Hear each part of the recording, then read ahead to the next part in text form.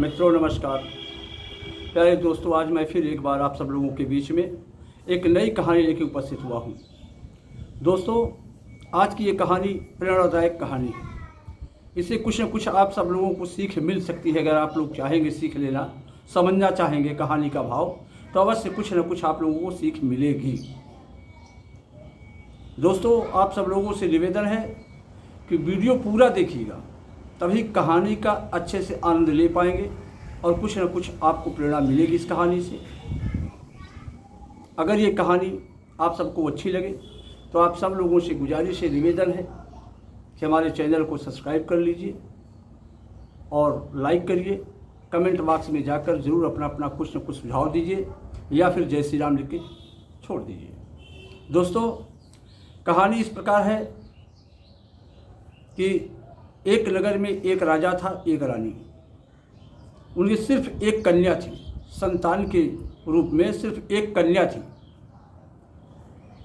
कन्या का बहुत ही मान सम्मान था उस राजघराने में।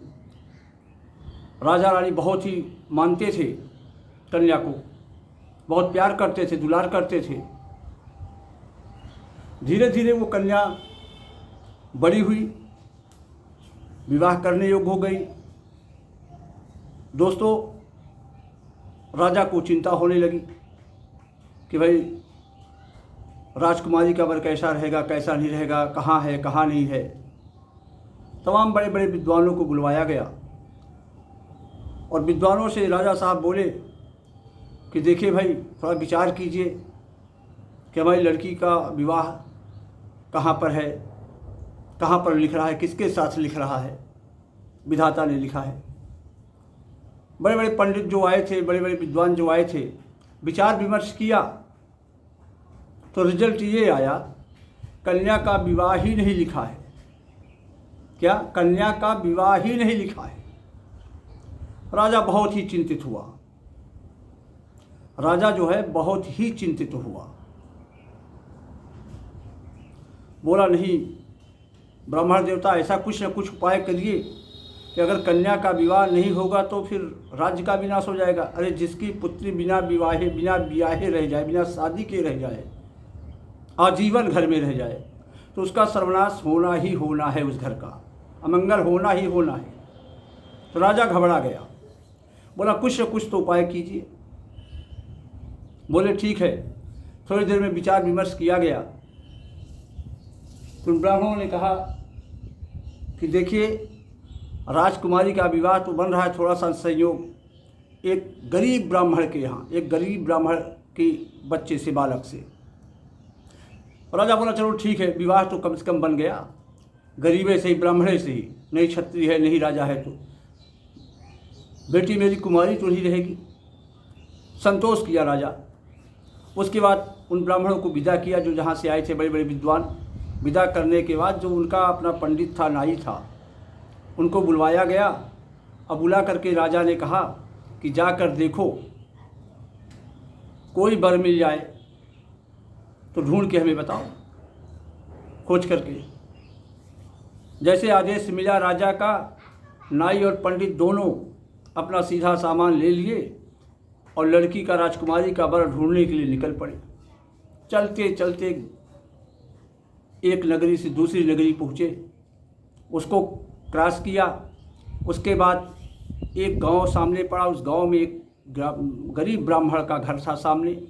टूटी फूटी झोपड़ी थी, टूटी फूटी चारपाई पड़ी थी। उसी चारपाई पर बैठ कर के एक नवयुवक लड़का ब्राह्मण का, वो अपना कुछ खा पी रहा था। पंडित जी बोले नाई से कि देखो, वो उससे गरीब अब कोई नहीं हो सकता। जो नवयुवक खाना खा रहा है, वो कुछ ना कुछ खा चबा रहा है, उससे गरीब कोई हो ही नहीं सकता। नाई बोला, ऐसा क्यों नहीं हो सकता? आपको कैसे पहचान वो गरीब है? कहीं गरीब इसलिए है कि समय टाइम हो रहा है दोपहर का, वो अभी कुछ नाश्ता ही कर रहा है, चना ही चबा रहा है, तो इसका मतलब उसके घर में कुछ है नहीं। ये दरिद्रता की पहचान है, गरीबी की पहचान है। बोलो चलते हैं। गए उसके पास, वो ब्राह्मण का बालक बैठाया। वो पंडित जी बोले, देखो बेटा, तुम्हारे पिताजी कहाँ गए? वो बालक बोलता है, महाराज हमारे पिताजी भिक्षा मांगने गए हैं, भिक्षाटन में गए हुए हैं भिक्षा मांगने। तो कहीं अभी तुम खाना नहीं खाए क्या? कहीं अभी खाना तो नहीं खाया हूँ। जब पिताजी मांग कर ले आएंगे, कुछ सीधा सामान वहाँ से मिलेगा, तो फिर पिताजी आएंगे, शाम को बनाएंगे, फिर दो लोग खा के सो जाएंगे। हमारे घर में कुछ भी नहीं है, सिर्फ भिक्षाटन के अलावा। भिक्षा मांग के पिताजी ले आते हैं, तभी अपनी दाल रोटी चलती है। तो पंडित बोला नाई से, देखो भाई, इससे गरीब तो कोई मिल नहीं सकता, गरीब ब्राह्मण। बोले ठीक है बेटा, हम तुम्हारी शादी एक राजघराने में करवा देता हूँ, तुम करने के लिए तैयार भर हो जाओ। बोला ना ना ना ना ना। राजा का नाम सुनते ही, राजकुमारी का नाम सुनते ही पूरे शरीर में पसीने पसीने हो गए उस बालक को, ब्राह्मण के लड़के को। बोला नहीं, घबरा गया, मैं राजकुमारी को कहाँ रखूँगा? कौन सा हमारे पास महल है? ये झोपड़ी है, टूटी फूटी चारपाई है। ऐसा मत करिए महाराज, अन्याय मेरे साथ। बोले नहीं, अन्याय नहीं कर रहा हूँ, तुम विवाह करने के लिए तैयार भर हो जाओ, बाकी तो राजा साहब तुम्हें राजा ही बना देंगे। राजकुमारी के पिताजी तुमको एक राजा ही बना के छोड़ेंगे, तुम केवल विवाह करने के लिए तैयार हो जाओ बस। नहीं तैयार हुआ। वो लोग गए वापस, राजा से बताए।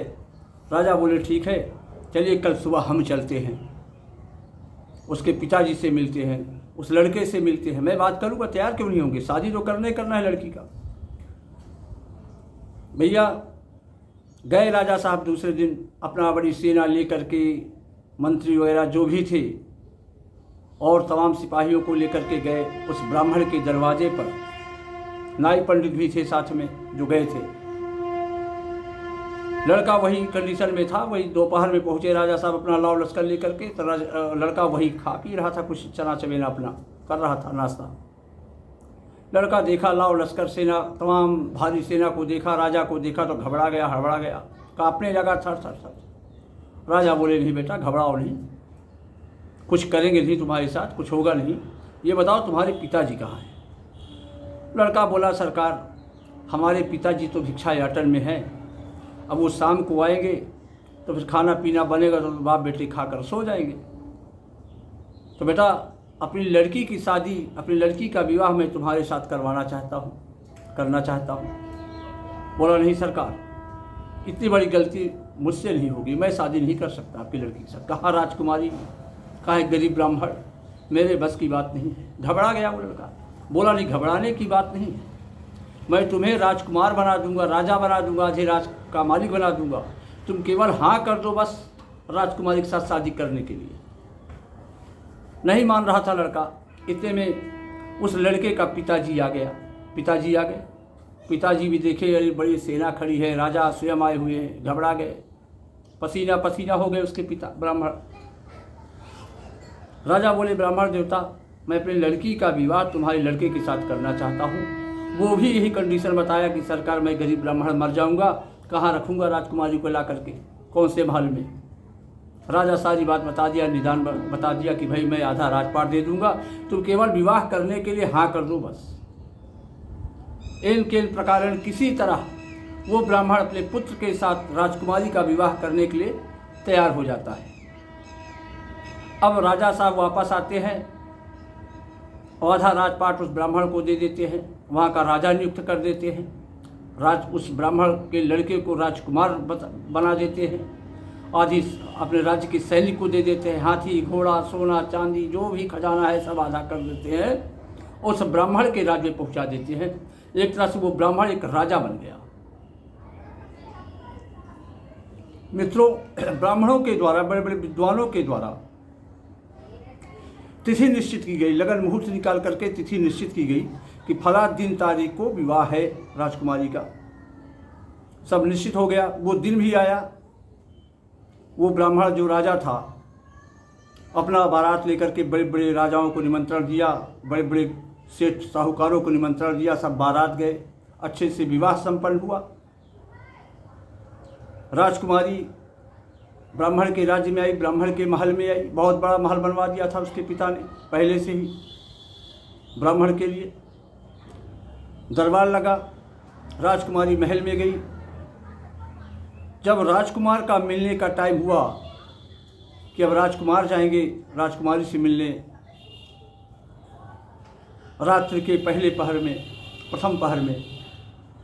तो राजकुमार दरबार से उठा तो जाने के लिए, अपनी औरत से मिलने के लिए, लेकिन रास्ते में जाते जाते उसका मन बदल गया दोस्तों। उसने सोचा कि मैं किसके पास जा रहा हूँ। एक राजकुमारी है जो मेरी धर्मपत्नी बनी हुई है, और मेरे पास है क्या, सब कुछ दिया हुआ इसके बाप का है। कौन सा मुंह लेकर के जाऊंगा मैं उसके पास? नहीं, अच्छी बात नहीं। जब तक अपने पौरुष से, अपने मेहनत से कुछ कमा नहीं लेंगे, तब तक मैं अपनी पत्नी से मिलने नहीं जाऊंगा। दोस्तों, उसका मन बदल गया उस ब्राह्मण युवक का। वो सीधे पिछले दरवाज़ा से निकल गया, सारा राष्ट्रीय ठाट बाट उतार करके निकल गया। रात व्यतीत हुई किसी तरह रास्ते में, सुबह हुई फिर चल दिया। वो चला जा रहा है, कुछ न कुछ करके आऊँगा, तभी मैं राजकुमारी से, तभी मैं अपनी पत्नी से मिलूँगा, अन्यथा नहीं मिल सकता। कौन सा मुँह लेकर जाए भाई, मेरे पास कुछ ही नहीं है, कंगाल हूँ, इसके सब पिता का दिया हुआ है। इतने में वो जंगल में जैसे पहुँचा तो अग्नि से घिरा हुआ, आग की लपटों से घिरा हुआ एक नाग चिल्ला रहा है, बचाओ बचाओ बचाओ, ऐसा करके चिल्ला रहा था। वो ब्राह्मण युवक पहुंचा, देख रहा है सारा तमाशा, बोल रहा है, हे नाग देवता, मैं आपको बचा तो सकता हूँ, लेकिन कहीं ऐसा ना हो कि आप मुझे डस ले। अरे कहीं नहीं ब्राह्मण देवता, ऐसा थोड़ी करेंगे, आप मेरे प्राणों की रक्षा करेंगे, मुझे जीवन दान दे रहे हैं और मैं आपको डस लूँगा? ऐसा असंभव है। मैं ईश्वर की सौगंध खा के कहता हूँ ब्राह्मण देव कि मैं ऐसा न्याय नहीं कर सकता आपके साथ। मेरी रक्षा कीजिए, मेरे जीवन को बचाओ, मेरे प्राण की रक्षा करो। ब्राह्मण बोला, ठीक है, जब आप सौगंध खा रहे हो प्रभु की, तो अवश्य मैं तुम्हें बचाऊंगा। इतना कह करके वह ब्राह्मण कुमार जो है दोस्तों, उसमें प्रवेश किया। चारों तरफ से अग्नि जल रही है नाग के, उस घेरे में कूद गया। अब नाग से बोला, ठीक है, तुम चढ़ जाओ मेरे कंधे पर। नाग चढ़ गया, उस नवयुवक के गले में लपेट गया चारों तरफ से। और इतने में ब्राह्मण क्या क्या, नाग को लेकर के फिर अग्नि के घेरे को डाका और बाहर आ गया। अब बाहर आकर के कहता है, हे नाग देवता, मैं आपकी प्राण की रक्षा किया, अब आप निश्चिंत होकर के अपने आवास को जाओ, अपने निवास को जाओ, उतर जाओ। मित्रों, वह नाग बोला, नहीं प्रभु, ऐसा तो नहीं हो सकता ब्राह्मण देवता, मैं तो अब आपको डसूंगा, क्योंकि शिकारी अपने शिकार को कभी नहीं छोड़ता। मैं तो आपको डसूंगा, यहीं पर काटूंगा। आप मेरे शिकार हो और मैं शिकारी हूँ, आप मेरे फंदे में हो, मैं आपको छोड़ने वाला नहीं हूँ। वो ब्राह्मण कुमार घबरा गया कि बहुत धोखा हुआ, आपने तो ऐसा नहीं कहा था, आपने तो ये कहा था कि मैं आपको छोड़ दूँगा, मैं नहीं डसूंगा, सौगंध भी खाए भगवान की। कहे, देखिए, मैं तो नहीं छोड़ने वाला हूँ, दुनिया भले छोड़ दी, लेकिन मैं किसी भी कीमत पर आपको छोड़ने वाला नहीं, मैं आपको डसूंगा। और नहीं विश्वास है तो आपको एक मौका, 3 मौका देता हूँ, 3 बार 3 स्थान में किसी भी से 3 बार आप पंचायत करवा लो, निर्णय करवा लो। अगर कोई आपके पक्ष में बोल देता है कि हाँ ये नाग गलत कर रहा है, तो मैं आपको डसना छोड़ दूँगा, नहीं डसूंगा, उतर के चला जाऊँगा। और अगर कोई कह दिया कि हाँ डसना चाहिए, तो मैं डस लूँगा। बोले ठीक है। अब वो मजबूर हो गया, क्या करे क्या ना करे, वो मजबूर हो गया। नाग को लपेटते हुए चल दिया बेचारा पंचायत कराने के लिए। चलते चलते रास्ते में दोस्तों एक घड़ा का टूटा हुआ घड़ा मिला, फूटा हुआ, जो चारों तरफ से फूटा है, बिल्कुल ज़मीन में पड़ा है। वो घड़ा देख करके हंसा, बोला, ब्राह्मण भाई, ये बताओ, ये नाग को लपेटते हुए कहाँ चले जा रहे हो? मदारी का काम कब से करने लगे हो तुम? वो ब्राह्मण बोला कि क्या बताएं घड़ा भाई, ऐसी सी समस्या थी, इस समस्या का निदान करने के लिए मैं चला जा रहा था, ये चिल्लाए कि मैं आग में जल जाऊंगा, मर जाऊंगा, मुझे बचा लो। और ये न डसने का वादा भी किया था, अब बोल रहे मैं आपको डसूंगा, मेरे गले से उतर ही नहीं रहे नीचे। तो बताओ ये गलत कर रहे हैं कि नहीं कर रहे? वो घड़ा बोला कि हे ब्राह्मण पुत्र, ये नाग देवता तो बहुत एक तरह से तुम्हें समय दे दिया, डसा नहीं अभी तक। निर्णय यही है कि इनको डस लेना चाहिए। मित्रों, ब्राह्मण कुमार घबरा गया, बोला, अच्छा ये बताओ क्यों डस लेना चाहिए, कौन सा अपराध मैंने किया इनकी रक्षा करके? कहीं अपराध कुछ नहीं किया आपने, लेकिन मानव स्वभाव के आप लोगों का ऐसा स्वभाव होता है मनुष्यों का, इसके वजह से मैं बोल रहा हूँ। आप तो किसी के साथ कुछ भी कर बैठते हो, इतना ध्यान नहीं रखते आप। आखिर ये बताओ, आप लोग ले आते हो, जब हमारा निर्माण होता है नए घड़े के रूप में, ठंडा ठंडा पानी पीते हैं बढ़िया आराम से सब लोग, और उसके बाद थोड़ा भी कहीं हमको डैमेज हुए हम तो उठा करके चौराहे पर फेंक दिया। जो दुर्गति होती है हम लोगों के लिए, उसका कभी ख्याल आपके मन में आया? मानव समाज के बीच में, मानव में आप लोगों के मन मस्तिष्क में कभी कुछ बदलाव आया ये देख करके कि भाई इसको एक साइड में लगाओ, चौराहे पर मत फेंको, गाड़ियाँ आएंगी जाएंगी, तमाम रौंदे जाते हैं हम लोग रातों दिन बराबर। तो परोपकार मैंने किया, तो परोपकार की सज़ा ये मिली कि आज मैं चौराहे और गली गली में पड़ा हूँ टुकड़े टुकड़े में, इसका ख्याल नहीं आया। हे ब्राह्मण देव, तुमने भी इस नाग के साथ परोपकार किया, इसकी रक्षा करके। जब परोपकार करने वालों के साथ ये दुर्दशा होती है, ये सज़ा मिलती है जो मुझे मिला है, तो तुम्हें भी सज़ा मिलनी चाहिए। इसलिए हे नाग देवता, इसको डस लो। अब नाग देवता बोला कि हाँ ब्राह्मण कुमार, अब बताओ, पहली पंचायत, प्रथम पंचायत तो आप हार गए, क्या मैं आपको डसूं? वो ब्राह्मण कुमार घबरा गया, बोला नहीं भाई रुक जाओ, अभी 2 पंचायत बची है, एक हार गया ना, अभी 2 पंचायत है, जरूरी थोड़ी कि मैं हारता ही जाऊंगा। बोलो चलो ठीक है, चलो पंचायत करवा लो। भैया ब्राह्मण कुमार उस सांप को लेकर के आगे बढ़े जैसे, तो एक आम का वृक्ष मिला। आम का वृक्ष बहुत ज़ोर से हंसा। अब बोला हे ब्राह्मण, आज मदारी का भेष बनाकर कहाँ घूम रहे हो भाई, नाक सांप वगैरह लपेटे गले में। बोले क्या करूं, ऐसी ऐसी मुसीबत में फंस गया। अब ये बोल रहे मैं डसूं, सारी कहानी सारी वृत्तांत वो आम के वृक्ष से बता गया। अब आम का वृक्ष ये फैसला किया कि बिल्कुल सही नाग देवता है अपनी जगह पर, नाग देवता बिल्कुल अपनी जगह पर सही है ब्राह्मण कुमार, इनको तो डस लेना चाहिए। अभी तक तुमको छोड़ रखे हैं, ये तो इनकी महानता है, उदारता है। फिर ब्राह्मण कुमार घबराया, नाग उठा, डसे। अरे कहीं रुक जाओ भाई, डसे कारण तो पूछ लेने दो यार, कैसे फैसला सुना देते हैं ये लोग, बताओ भाई कैसे डस लेंगे हमको ये? इसलिए डस लेना चाहिए कि मैं भी छाया देता हूँ आप सबको, मानव समाज को, हर जीव जंतु को, हर प्राणी को। पर हमारे साथ आप लोग क्या हश्र करते हैं? थोड़ा भी ज़रूरत पड़ी तो ये नहीं देखते इसको भी दर्द होता है कि नहीं होता, उठा कर लठ पीटना चालू कर दिया, उठाए कुल्हाड़ी काट के आधे पर से गिरा दिया। तो आप हम लोग करा सकते नहीं, केवल रो सकते हैं बस अंदर अंदर। तो हमारी वेदना को तो आप समझ नहीं रहे हो। हम परोपकार करते हैं, छाया देते हैं, फल देते हैं खाने के लिए, और उसके बाद जब ज़रूरत पड़ी तो उठाकर कुल्हाड़ा काट दिए जड़ से। तो परोपकार का जब ये फल आप लोग दे सकते हैं, तो परोपकार आप इसके साथ किए हैं ब्राह्मण कुमार, इसलिए इस नाग देवता को तुम्हें डस लेना चाहिए। तब नाग बोला कि ठीक है मैं अब डसूंगा भैया, अब नहीं छोड़ने वाला। 2 पंचायत तो मेरे पक्ष में आ गई, अब तुम एक जीत भी जाते हो तो किसी काम की ये पंचायत नहीं रहेगी, क्योंकि 2 मैं जीता हूँ। ब्राह्मण बोला नहीं, अब एक पंचायत लास्ट और है। हे नाग देवता, आपको डसना तो वही है, मैं 2 पंचायत हार गया, 2 लोग जो निर्णय दिया उसमें मेरी पराजय हुई, तो डसना तो वही, एक पंचायत और देख लीजिए, उसके बाद आप डस लीजिएगा। बोले ठीक है चलो भाई उसको भी देख लो। नाग देवता फिर रुक गए।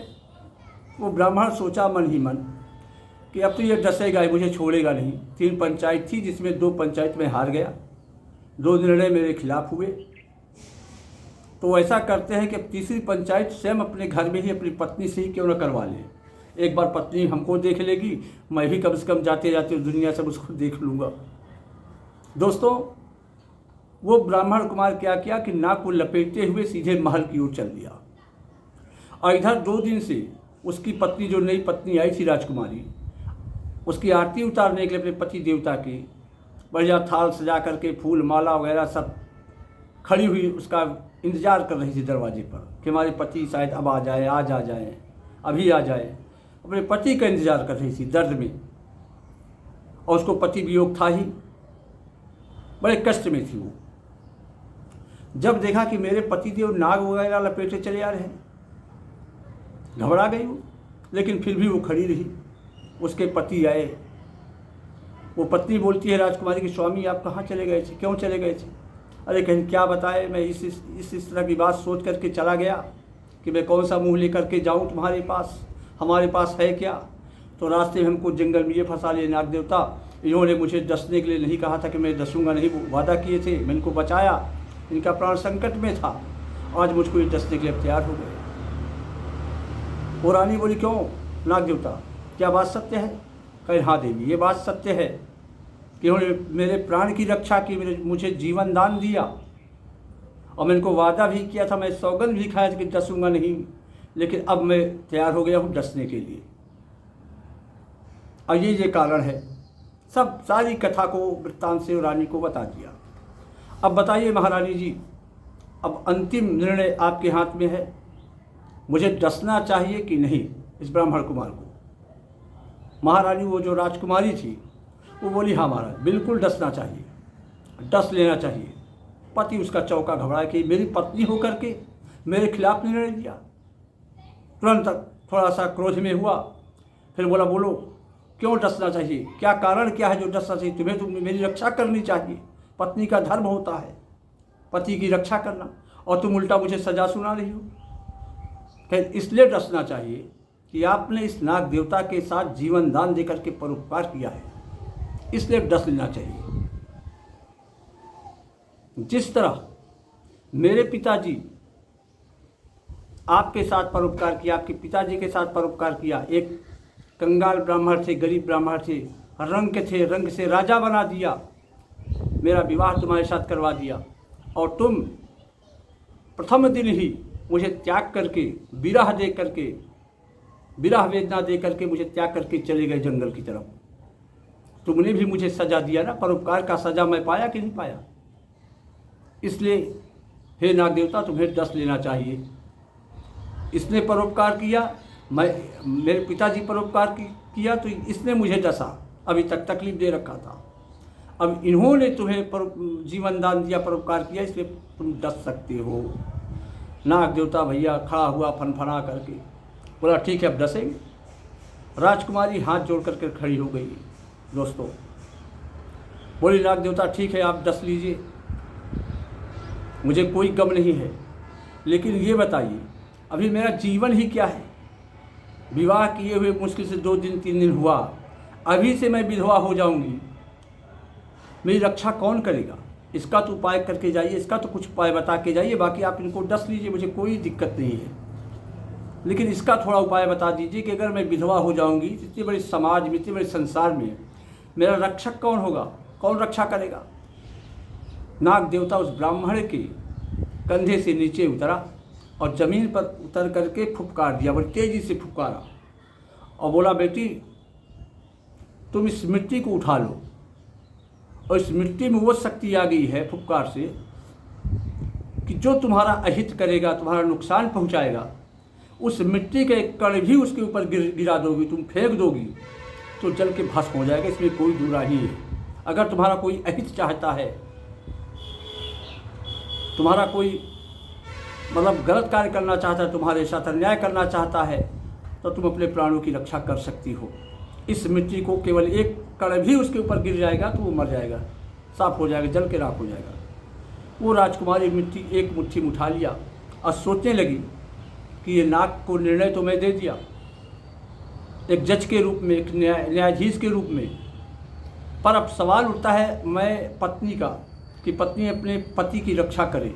सबसे बड़ा अधिकार उसका वो होता है, पत्नी का धर्म ये होता है कि अपने पति की सदैव रक्षा करनी चाहिए।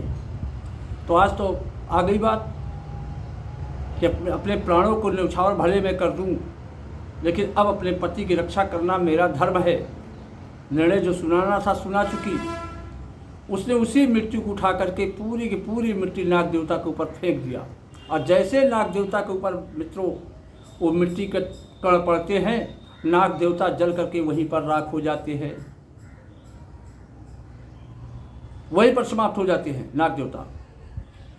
दोनों पति पत्नी एक हो जाते हैं, फिर आते हैं आराम से राजमहल में रहते हैं। मित्रों कहने का मतलब ये है कि संसार में, समाज में वास्तव में अगर कोई किसी के साथ अच्छा काम करता है तो उसके साथ जरूर बुरा होता है। ये कथा यहीं पर समाप्त करते हैं दोस्तों। आप सब लोगों से गुजारिश है एक बार फिर कि चैनल को सब्सक्राइब कर लीजिए, लाइक कीजिए और कमेंट बॉक्स में जाकर जय श्री राम अवश्य लिखिए। धन्यवाद।